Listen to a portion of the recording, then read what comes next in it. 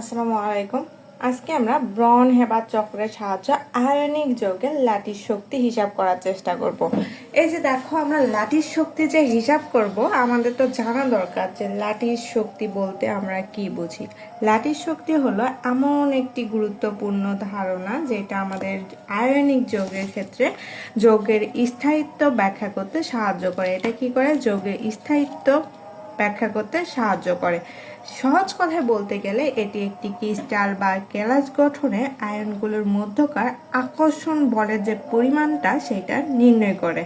এখন কেলাস গঠন বলতে আমরা কি বুঝি? যে গ্যাসীয় অবস্থায় নির্দিষ্ট সংখ্যক ক্যাটায়ন আয়ন পরস্পর যুক্ত হয়ে যদি একমূল কঠিন আয়নিক যৌগ গঠন করে, তখন যে পরিমাণ শক্তি নির্গত হয় তাকে ওই যৌগের ক্ষেত্রে লাটির শক্তি বলা হয়। এখন আমরা কি করব? এই যে লাটির শক্তি কথাটা বললাম এতক্ষণ ধরে, এই লাটির শক্তি নির্ণয় করার চেষ্টা করব। তাহলে চলো প্রথমে শুরু করা যাক। আমাদের ব্রন হেবার চক্রের সাহায্য যেহেতু বলছে, এখন কথা হচ্ছে বিজ্ঞানী ম্যাক্স ব্রন এবং ফ্রিটজ হেবার 1919 সালে হেসের তাপ সমষ্টি সূত্র, বিজ্ঞানী হেস একটা তাপ সূত্র আবিষ্কার করেছিলেন। আর হেসের তাপ সমষ্টি সূত্রের উপর ভিত্তি করে আয়নিক কেলাসের লাটির শক্তি নির্ণয়ের জন্য একটি পরোক্ষ পদ্ধতি উদ্ভাবন করেন, যা আমাদের ব্রন হেবার চক্র নামে পরিচিত। ধরো, এই ব্রন হেবার চক্রটা কি? ধরো যে আমি একটা বাড়ির মেন পয়েন্টে দাঁড়িয়ে আছি। এখান থেকে এটাকে ধরো যে আমি একটা বাড়ির ক্ষেত্রে পয়েন্ট এ, এই পয়েন্টে দাঁড়িয়ে আছি। পয়েন্ট এ, এই পয়েন্ট থেকে কলেজে মানে আমরা পয়েন্ট বিতে যাব। পয়েন্ট বিতে যাব। এখন আমার কাছে দুইটি রাস্তা আছে। প্রথম রাস্তা হলো আমি সরাসরি রিক্সা নিয়ে কলেজে চলে গেলে, এটা হচ্ছে সরাসরি একটা পথ। আর দ্বিতীয় রাস্তা হলো আমি যদি প্রথমে মোড়ের দোকানে নামি। এখানে একটা মোড় আছে, মোড়ের দোকানে আমি নামলাম। মোড়ের দোকানে নামার পরে সেখান থেকে আমার বন্ধুর বাসায় গেলাম, তারপরে আমরা দুইজন মিলে হেঁটে কলেজে পৌঁছাইলাম। এটা হচ্ছে আমাদের পরোক্ষ পথ, মানে একটা সরাসরি আমি যেতে পারি আর একটা ঘুরে পেঁচে ওই স্থানে পৌঁছাতে পারি। দুই ক্ষেত্রে আমার শুরুর স্থান এবং শেষের স্থান একই। এটা আমার শুরুর স্থান এবং এটা আমার শেষের স্থান, এই দুই স্থান আমার কাছে নির্দিষ্ট। কিন্তু আমাদের এই যে আমাদের শুরু এবং শেষের স্থানটা তো একই হচ্ছে, তাই না? এখানে মোট একটা খরচ বা শক্তির পরিবর্তন যেটা আছে, মানে আমরা অনেক কিছু করছি। এখান থেকে আমার বন্ধুর বাড়ি যাচ্ছি, বন্ধুর বাড়ি থেকে চায়ের দোকান যাচ্ছি, চায়ের দোকান থেকে আমরা কোথায় যাচ্ছি? পয়েন্ট বিতে পৌঁছাচ্ছি। এখানে আমাদের মোট একটা খরচ হিসাব করার কথা, আর শক্তির একটা পরিবর্তন হবে। এখান থেকে যাচ্ছি শক্তির একটা পরিবর্তন, আর এই পরিবর্তনটাই আমাদের হেসের সূত্র।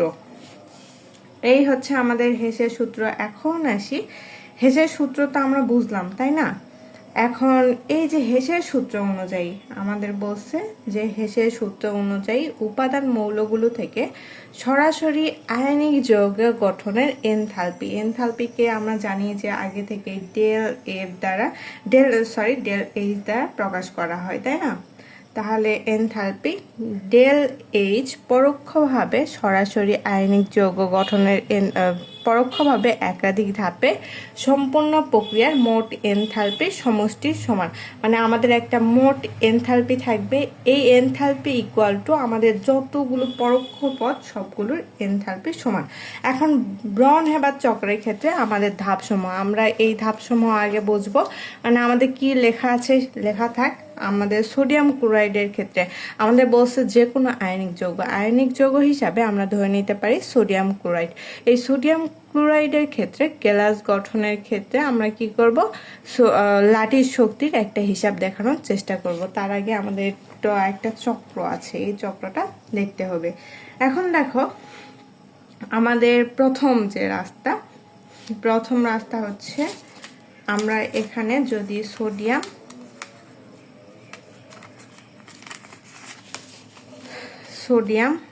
সোডিয়ামকে আমরা কি দ্বারা প্রকাশ করি? Na দ্বারা প্রকাশ করি।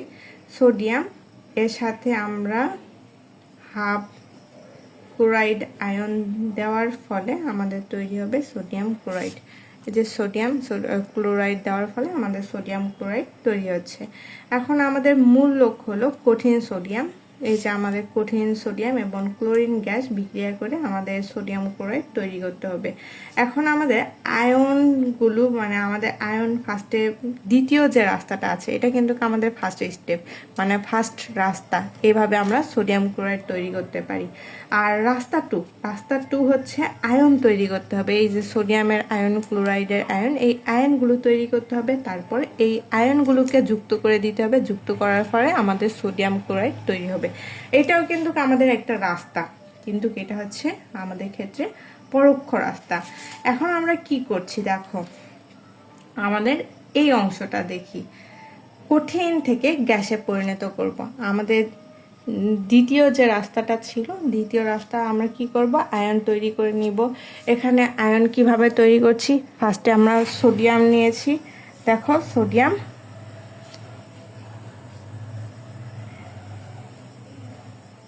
সোডিয়াম নেওয়ার পরে আমরা এটা ছিল আমাদের কঠিন সোডিয়াম থেকে আমরা তৈরি করছি সোডিয়াম গ্যাস। সোডিয়ামকে যখন আমরা আয়ন বানাবো, এই যে সোডিয়াম গ্যাসে রূপান্তর করেছি, সোডিয়ামকে যখন আমরা আয়ন বানাতে যাব তাকে আমাদের গ্যাসে রূপান্তরিত করতে হবে। সোডিয়াম আমাদের সাধারণ অবস্থায় কিন্তু কঠিন, কিন্তু এটাকে আমাদের গ্যাসে রূপান্তরিত করতে হবে।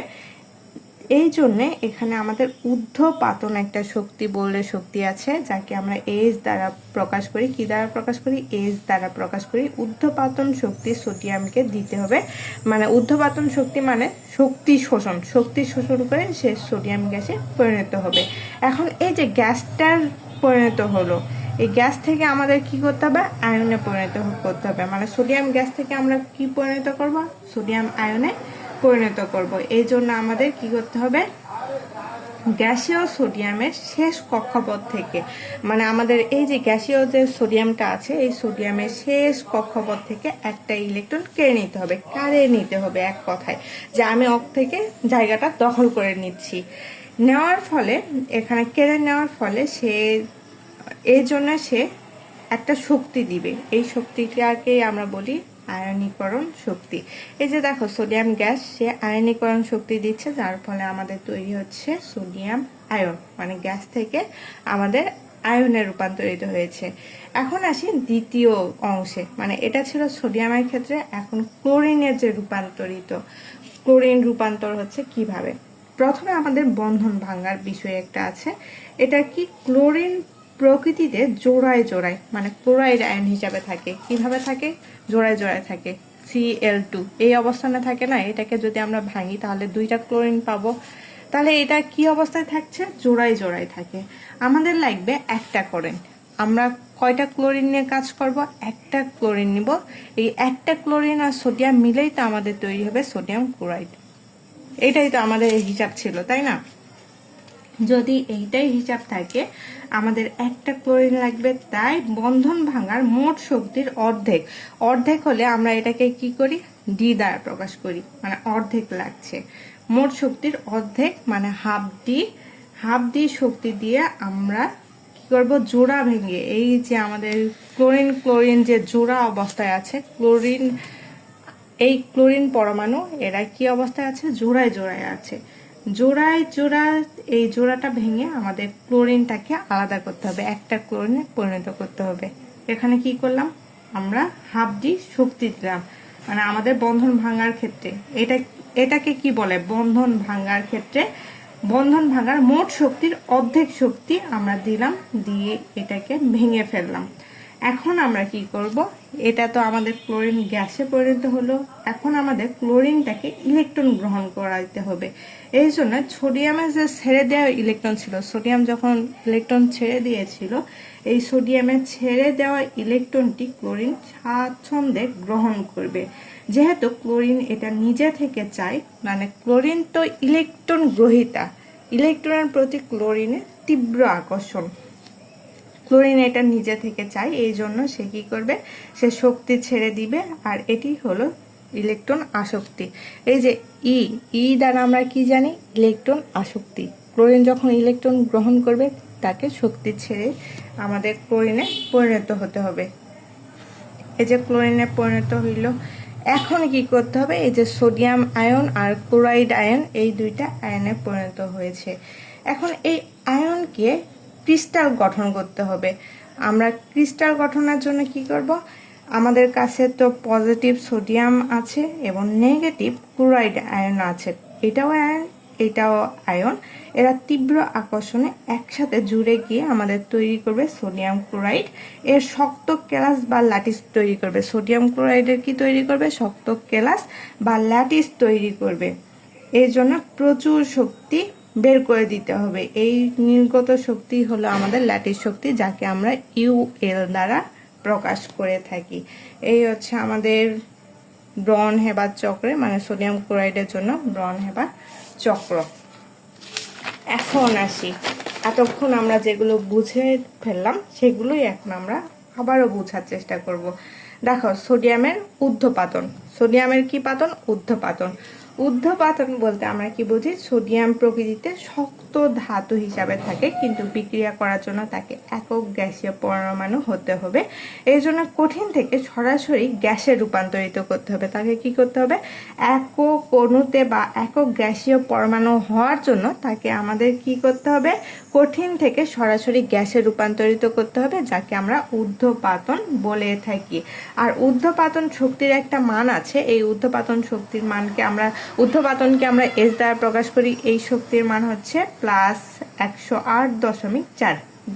প্লাস চিহ্ন কেন ব্যবহার করলাম, ধনাত্মক মানে ধনাত্মক চার্জযুক্ত, এই জন্য আমরা প্লাস চিহ্ন ব্যবহার করলাম। সোডিয়ামকে বাইরে থেকে শক্তি দিতে হয়েছে। সোডিয়ামকে কি করতে হচ্ছে, বাহির থেকে শক্তি দিতে হচ্ছে। শক্তি দেওয়ার ফলে আমাদের সোডিয়াম কঠিন থেকে ঊর্ধ্বপাতিত হয়ে যাচ্ছে। এই যে সোডিয়ামকে শক্তি দিতে হচ্ছে, মানে সোডিয়াম কি করছে, তাপ শোষণ করছে। বরফকে যেমন তাপ দিয়ে গলাতে বা বাষ্প করতে হয়, ঠিক এইটাও তেমন। এই জন্য আমরা এটাকে প্লাস চিহ্ন দ্বারা ব্যবহার করেছি। তারপরে আসি সোডিয়ামের আয়নীকরণ শক্তি। মানে ফার্স্টে ছিল সোডিয়ামের ঊর্ধ্বপাতন, এখন সোডিয়ামের আয়নীকরণ। আয়নীকরণকে আমরা কি দ্বারা প্রকাশ করি, আইপি দ্বারা প্রকাশ করে থাকি। দেখো, সোডিয়াম গ্যাসীয় অবস্থায় আছে। ফার্স্টে আমরা কি করলাম, সোডিয়াম গ্যাসের পরিণত করে নিলাম। এখন সোডিয়াম তো গ্যাসীয় অবস্থায় আছে। আয়ন তৈরি করতে হলে তার শেষ কক্ষপথে একটি ইলেকট্রন কি করতে হবে, বের করে দিতে হবে। ইলেকট্রনটি নিউক্লিয়াসকে আটকে ধরে আছে, তাই ওটাকে টেনে বের করতে আমাদের বেশ ভালো অঙ্কের একটা শক্তির প্রয়োজন হবে। যেহেতু শক্তি দিতে হচ্ছে, এক্ষেত্রে শক্তি দিতে হচ্ছে, তাই না, তাই আয়নীকরণ বিভব বা আয়নীকরণ শক্তির মানটাও আমাদের ধনাত্মক হবে। এই মানটা আমাদের প্লাস এত, তোমরা দেখে নাও, +489.0 কেজি পার মোল। এখন আমরা কি করব, সোডিয়ামের গেল, এখন আমাদের ক্লোরিনের ক্ষেত্রে ক্লোরিন অণুর বিয়োজন করতে হবে। ক্লোরিন গ্যাস প্রকৃতিতে একা থাকে না। আমরা একটু আগেও বললাম যে ক্লোরিন গ্যাস প্রকৃতিতে একা অবস্থায় থাকে না। ক্লোরিন জোড় অবস্থায় থাকে। এভাবে জোড়ায় জোড়ায় অণু আকারে থাকার কারণে আমাদের সোডিয়াম ক্লোরাইড যদি আমরা বানাতে চাই, তাহলে মাত্র আমাদের একটা ইলেকট্রনের প্রয়োজন, মানে হাফ ক্লোরিন। আমাদের মূলত ক্লোরিন অবস্থানে আছে, তার মানে আমাদের হাফ ক্লোরাইড আয়নের দরকার। মানে আমাদের মূলত একটি ক্লোরিন পরমাণু এখান থেকে লাগবে, এখান থেকে আমাদের একটি পরমাণু লাগবে। মানে আমাদের মূলত হচ্ছে কি, যে দুই বন্ধুর হাতের বাঁধন যদি আমরা ভাঙতে চাই, তাহলে আমাদের শক্তি লাগে। এই যে আমাদের বাঁধন ভাঙতে যে শক্তি লাগছে, ক্লোরিনের ক্ষেত্রেও তো দুইটা ক্লোরিন একসাথে আবদ্ধ অবস্থায় আছে, এদের ভাঙতেও আমাদের একটা শক্তি দিতে হয়। তাই এই জন্য আমাদের বন্ধন বিয়োজন শক্তি অর্ধেক বা হাফ ডি দিতে হয়। আমাদের কি করতে হয়, হাফ ডি অংশ দিতে হয়। হাফ ডি মানে অর্ধেক অংশ, বন্ধন বিয়োজন শক্তির অর্ধেক এখানে ব্যয় করতে হয়। এর মানটাও আমাদের ধনাত্মক, কারণ এখানে আমাদের শক্তি দিতে হচ্ছে। যখন আমাদের শক্তি দিতে হয় বাহির থেকে, সেগুলোর মান সবসময় ধনাত্মক হয়। এখন আমাদের ক্লোরিনের ইলেকট্রন আসক্তি। ইলেকট্রন আসক্তিকে আমরা কি দ্বারা প্রকাশ করি, আমরা প্রকাশ করি ই দ্বারা। আমরা এতক্ষণ শুধুমাত্র আমরা কি করেছি, শক্তি খরচ করে আসছি সোডিয়ামের ক্ষেত্রে, ক্লোরিনের ক্ষেত্রে, সব ক্ষেত্রে আমরা শক্তি খরচ করে আসছি। কিন্তু এই যে ইলেকট্রন আসক্তি, এক্ষেত্রে আমাদের কি হবে, শক্তিটা আমাদের রিটার্ন করে দিবে। মানে সোডিয়াম যে ইলেকট্রনটি ছেড়ে দিয়েছিল, ক্লোরিন পরমাণু সেই ইলেকট্রনটা গ্রহণ করবে, মানে নেগেটিভ ক্লোরাইড আয়নে পরিণত হবে। সোডিয়ামের দেওয়া ইলেকট্রনটা ক্লোরিন গ্রহণ করে নেবে। ক্লোরিনের শেষ কক্ষপথে আমাদের 7টি ইলেকট্রন আছে, একটি পেলেই সে হবে সুস্থিত, মানে অষ্টকপূর্ণ। তাই সে আনন্দের সাথে ইলেকট্রনটি নেওয়ার চেষ্টা করবে এবং বিনিময়ে সে কি করবে, তার যে শক্তিটা আছে সেই শক্তিটা ছেড়ে দিবে, শক্তিটা নির্গত করবে। যেহেতু এই ধাপে শক্তি বের হয়ে যাচ্ছে, সেক্ষেত্রে আমাদের ইলেকট্রন আসক্তির যে মানটা, ইলেকট্রন আসক্তিকে আমরা ই বা ই এ দ্বারা প্রকাশ করে থাকি। ইলেকট্রনের আসক্তির যে মানটা আছে এই মানটা হবে নেগেটিভ, কারণ এক্ষেত্রে সে শক্তিটা দিয়ে দিচ্ছে। এখন লাস্টের যে স্টেপটা সেটা হচ্ছে ল্যাটিস শক্তি, মানে ল্যাটিস শক্তি গঠন, যেটাকে আমরা ইউএল দ্বারা প্রকাশ করে থাকি। এখন আমাদের পজিটিভ সোডিয়াম এবং নেগেটিভ ক্লোরাইড আয়ন দুটোই গ্যাসীয় অবস্থায় আছে। আমাদের সোডিয়ামও গ্যাসীয় অবস্থায় আছে এবং আমাদের ক্লোরাইড আয়ন এটাও গ্যাসীয় অবস্থায় আছে। এখন বিপরীত চার্জযুক্ত সোডিয়াম এবং ক্লোরাইড, এই দুইটা বিপরীত চার্জযুক্ত হওয়ার কারণে আমাদের তীব্র স্থির বৈদ্যুতিক আকর্ষণ বল বা ইলেকট্রোস্ট্যাটিক ফোর্স দ্বারা একে অপরকে টেনে ধরবে। মানে আমাদের দুই টুকরা শক্তিশালী চুম্বককে যখন আমরা কাছাকাছি আনি, তখন তারা কি করে, তীব্র বেগে একসাথে আটকে যায় এবং আমাদের একটা শক্তি উৎপন্ন হয়। এই শক্তিটাই হচ্ছে সোডিয়াম ক্লোরাইড। দেখো সোডিয়াম এবং ক্লোরাইড আয়ন এরা কি করবে, সোডিয়াম ক্লোরাইড এবং আমাদের ল্যাটিস শক্তি উৎপন্ন করবে। তখন আমাদের প্রচুর শক্তি নির্গত হয়। এই যে নির্গত শক্তি হচ্ছে, এটাকে আমরা ল্যাটিস শক্তি বলি। যেহেতু শক্তি নির্গত হচ্ছে, এই জন্য ল্যাটিস শক্তির যে মানটা সেটা আমাদের নেগেটিভ হবে। এখন আমরা আসি গাণিতিক হিসাবের ক্ষেত্রে। দেখো আমাদের একটা গাণিতিক হিসাব আছে। উপাদান মৌল থেকে সরাসরি 1 মোল সোডিয়াম ক্লোরাইড গঠনের যে সমীকরণটা, আমাদের ওই যে প্রথম যে পদটা ছিল যে সোডিয়াম এবং ক্লোরাইড, এই দুইটা দিয়ে দেওয়ার ফলে আমাদের সোডিয়াম ক্লোরাইডে পরিণত হচ্ছে। এক্ষেত্রে আমাদের এনথালপির একটা মান আছে, এনথালপির মান হচ্ছে -412.0, তাই না? এটা কিন্তু আমরা হেসের সূত্রের সাহায্য প্রকাশ করার চেষ্টা করব। মানে উপাদান মৌল থেকে সরাসরি 1 মোল সোডিয়াম ক্লোরাইড তৈরি হলে মোট আমাদের এত শক্তি নির্গত হয় যখন আমরা সরাসরি উৎপন্ন করছি সেক্ষেত্রে। এখন আমরা দ্বিতীয় অংশে আসি। দ্বিতীয় অংশটা হচ্ছে হেসের একটা সূত্র আছে। হেসের সূত্র অনুযায়ী আমরা জানি যে সরাসরি পথের যে শক্তিটা, যেটা আমাদের প্রথম পথ, আমরা ওই যে কলেজে যাওয়ার জন্য দুইটা পথ ইউজ করেছিলাম, একটা হচ্ছে পয়েন্ট এ থেকে সরাসরি পয়েন্ট বিতে যাব। এক্ষেত্রে আমাদের একটা শক্তির মানটা আছে, এটাকে আমরা ডেল এইচ এফ দ্বারা প্রকাশ করে থাকি। এই del H F equal to আমাদের এই মান। আর বাকি যে আমাদের দ্বিতীয় পথটা আছে, দ্বিতীয় পথ বলতে আমরা 5টা ধাপ অতিক্রম করেছি। সোডিয়াম ধাতুর উৎপাদন, সোডিয়ামের আয়নীকরণ শক্তি, ক্লোরিন অণুর বিয়োজন, ক্লোরিনের ইলেকট্রন আসক্তি এবং একটা মান হচ্ছে ল্যাটিস শক্তি। ল্যাটিস শক্তির মানটা আমরা দিয়ে দেওয়া হয় নাই, তোমরা একটু দেখে নিও যে ল্যাটিস শক্তির মান কত। Maybe -348.0, UL equal to -348.0।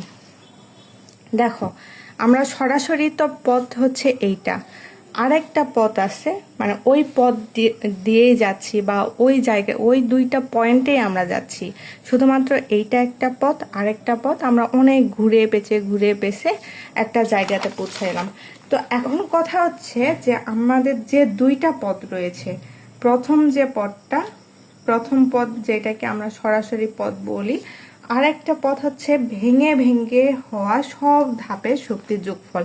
এটাই আমাদের হেসের সূত্র, মানে একটা সরাসরি পথ ইকুয়াল টু আমাদের যতগুলো ভেঙে ভেঙে পথ অতিক্রম করলাম পুরো একটা পথের হিসাব। তাহলে এই যে মানগুলো যদি আমরা বসিয়ে দেই তাহলে আমরা যে মানটা পাবো, আমাদের যে মানটা বের হয়ে আসবে, সরি আমাদের ইউএল এর মানটা দেওয়া নাই, আমাদের মূলত ল্যাটিস শক্তি বের করছি তাই না। ল্যাটিস শক্তি বের করার ক্ষেত্রে ইউএল এর যে মানটা সেটাই তো বের করতে হবে, আমি ভুল করে দিয়ে ফেলেছিলাম।